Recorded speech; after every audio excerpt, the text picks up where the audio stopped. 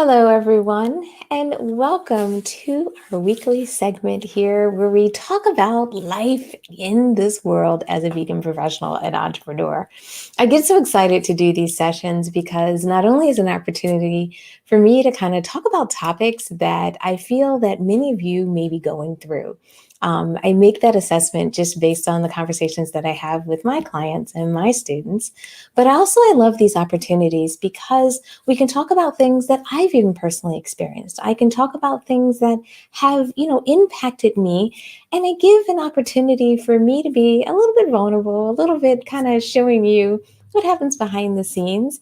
And I feel like it's a great time for us to kind of have for lack of a better word, an intimate moment where we can talk about some of these challenges that we are faced with, some of these things that happen to us that can impact us personally, impact our businesses. And I really hope that these sessions that we're doing, and even specifically today's session, becomes an opportunity for you to really be able to connect not only with me, but maybe even help you through something you've been going through lately. And I really hope these sessions can do that for you. So today's topic is about digging yourself out of a business rut.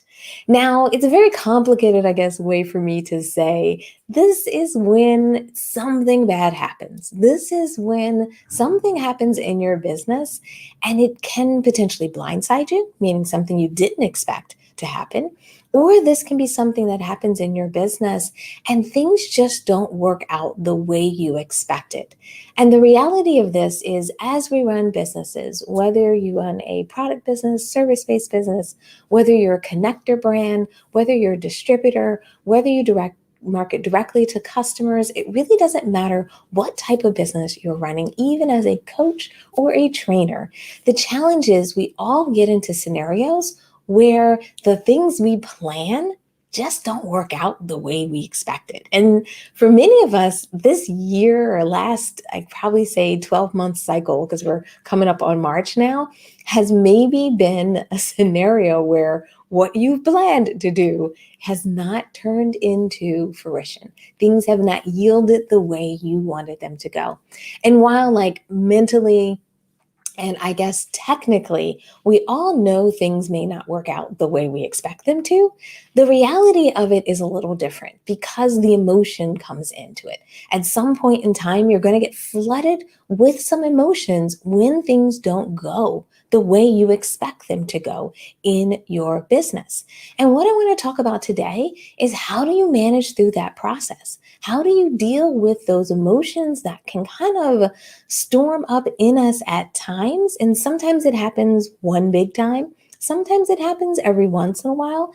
And sometimes it happens, and because we've never dealt with it, we carry it around like luggage for months, and it just kind of keeps creeping into our psyche over and over again. So I want to address that today. Now, before I get started and jump into all the details, first, I want to not only welcome you, but love for you to let me know if you're here. If you're watching this as a replay, please say hello, because I love to see that.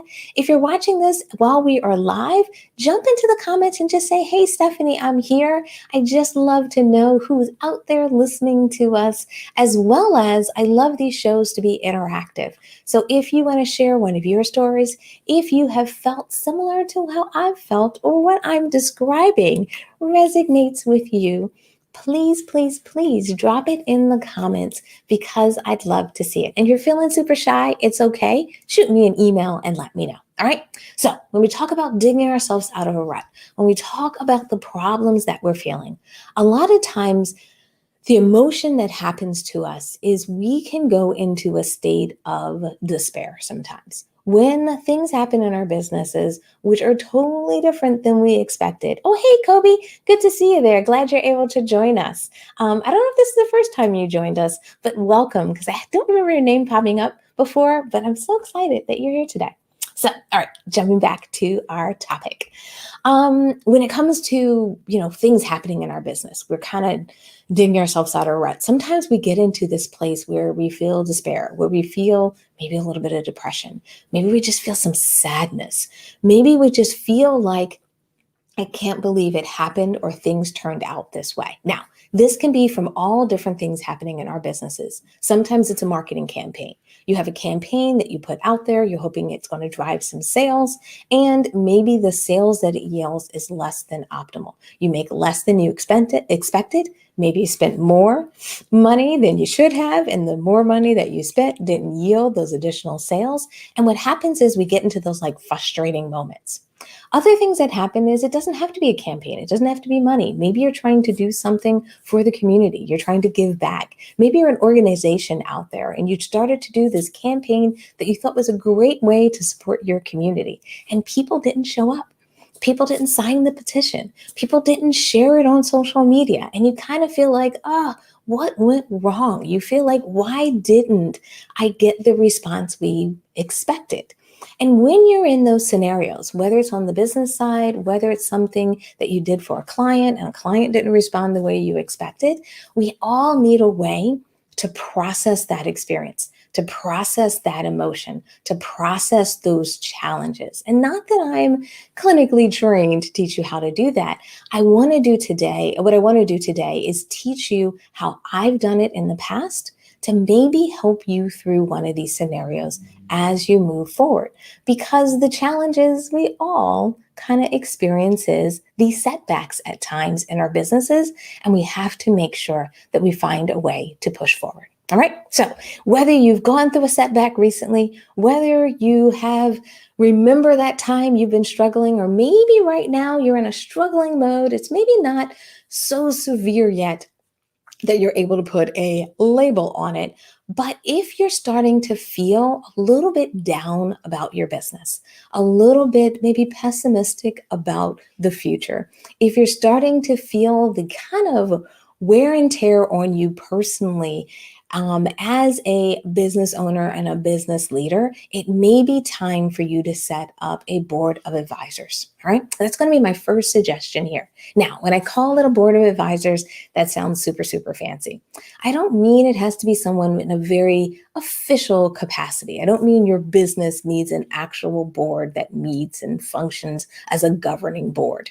What I mean by that is taking more of the concept of what people use when they have boards and bring that into your business. Bring that into your small business. Bring that into your solopreneur life that you have going on. And what that means is setting down and identifying a few people that you can come and talk to at times when you're struggling, when you're having a hard time, when you just need to vent because something happened that you just are a little bit pissed off, and you need someone that you can talk to that will not only understand your pain, but someone that you can talk to that can help not only listen to that, but help you redirect and reallocate the frustration that you may be feeling.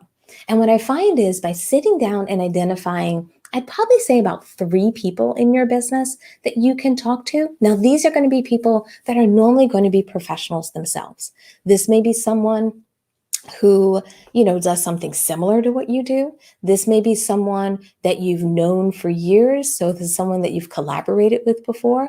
Or maybe this is someone who's kind of in this more advisory/mentor role, but this is not normally just your cousin or your best friend, because those folks are always there to support us in our lives. Those are more of that friendship, social circles that we build.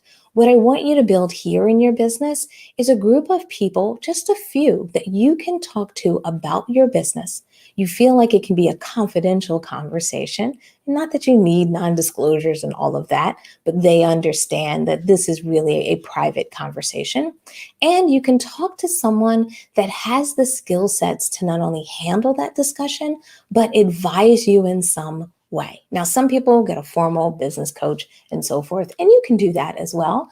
But I'm really talking about more of a loose relationship. Just having someone that you can call every now and then to have this conversation. And I do this with a lot of people in our vegan community.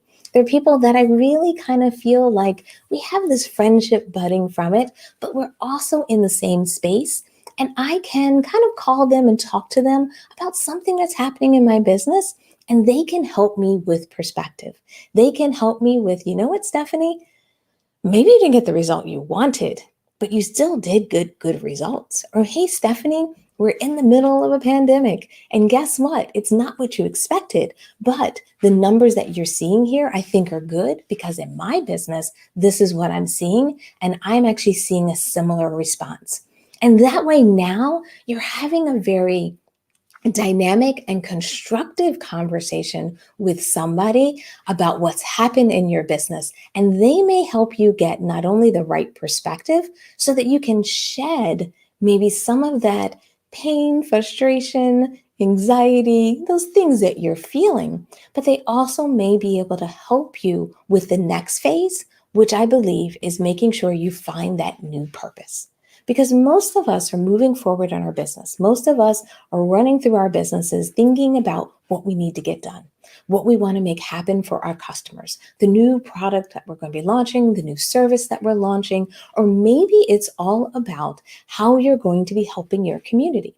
And what happens is when we have that setback, when we kind of fall or bump into kind of a rut or a problem in our business, we get disconnected from that purpose. We get disconnected from what we're doing in the greater good and for the greater community and for greater customers. And we get caught into the problem that we see. And what we need to do at times is take a step back and say, this is why I do what I do. This is why I'm doing what I'm doing. And therefore, because of why I do what I do, I'm going to refocus my energy to make this happen next. To take what didn't work in this process, optimize it, tweak it, fix it, and move forward so I continue to reach the goal that I set. So therefore, I want to make sure that you always take time when you're having a tough time, after you've talked to maybe a couple of advisors, to sit down and come up with that new purpose, that redefined purpose, so that you can move forward. The other thing I find is really important when you're going through these tough times is it's not just kind of putting it down on paper. It's not just about, okay, this is the new way I'm going to approach things. This is my new attitude and life and perspective. It's also about communicating that out. And I find one of the best ways to do it is to start to communicate not only with your community, but do it in a setting like this. It's going live on Facebook, going live on Instagram, going live in YouTube or whatever platform that you use, and sitting down and telling people about the journey that you're on, talking about what happened in your business. And I know for some of you, you may be like, what, Stephanie? I don't want to tell everyone I failed. I don't want to tell everyone that this didn't work. I don't want to tell the world that I'm struggling. But the reality is some of your customers will see it. Some of them might have been impacted by things that didn't work out the way that they expected. And by you getting a little vulnerable, by you getting a little bit comfortable with talking about it, and I'm not saying you have to explain like everything that went wrong. What we're really talking about is your new purpose and what you learned from that experience. And helping people realize that, hey, I went this direction and this happened, and this is how I'm going to change, and this is what I'm doing moving forward. It helps you create this dynamic with your community, with your potential customer base, and even with your customer base that you have, of them understanding that when you make changes, when things happen in your business, you're willing to discuss it and you're willing to move forward. And this is the really cool part about it, is that instead of it just being like an idea on paper that collects dust, it now becomes to have its new life, that new purpose that you talked about, because now you've pushed it out to the world. You've expressed it, you've shared it. And now what it becomes is it becomes something that's a shared vision, that's a shared goal that other people can not only support you around your community, but also it gives it a different kind of life to it that I find really helps me and has helped me a ton when I've had to move forward from a setback. When I get up here and tell people that I tried it this way and it worked okay, and then I tried it that way and it was okay. So now I'm trying a new way to make it better and make it even better for my customers. Okay. And then the last piece of advice I would give when you're struggling, you're hitting a rut and you're having a problem is to make sure you celebrate the small wins. Now, this is really important and it's great advice in retrospect when you got into that problem. But now we got to move forward, right? So now you have your new purpose. You've told your community about your new purpose and what you're doing. What I want you to do is check in periodically with your community, and you can do this in live or an email, and let them know how you're continuing to move forward towards that purpose. And some of those small things that are going well for you along the way. It doesn't mean you have to wait until, hey, I told you I was going to do this, so let's celebrate when I get it done. Instead, celebrate it along the way. Like for me, one of my biggest projects that we've been working on for the last really couple of years is shaping our online courses, our online training. It's a really big thing for me, and I love it and enjoy it so much. But I've struggled with the best way to do it. How do I design the courses? What are the right lengths of the courses? How do I break up the courses? How do I make the pricing right on it? And that I have worked through in so many different ways. And I've had a ton of frustrating moments. We've had courses that I've launched that did amazing. And then we'll have another course that I launched that didn't do well. And I'm scratching my head, or vice versa. The course that I thought would be great was okay. And then the course I was like, oh, this is a little bit of a niche course. Let's see how it goes. People loved it. So what's happened is I've learned along the way that I can't always predict it, but what I need to do is stay focused on my goal. And my goal is to create great content, to train people and help people. And what I've been struggling with lately is the tools I'm using, I feel like are limiting me. The tools I'm using are not allowing me to offer the training in the best way that I think for my customers. So I've done all this work. I've created all these courses. I've put them online. I've designed them. I've set them up. And now I'm about to change directions. I'm about to change the way we do courses and design them in a completely different way. So for me, it's a little bit tough to say I'm going to make such a drastic change in my business. It's really tough because I don't know if my students will like this new change. It's really kind of crazy because I've built up all of these assets and these tools and this whole process. And now I have to make this shift, which means my team has to shift, everyone has to move, and I don't know if the new thing is going to work because it's new.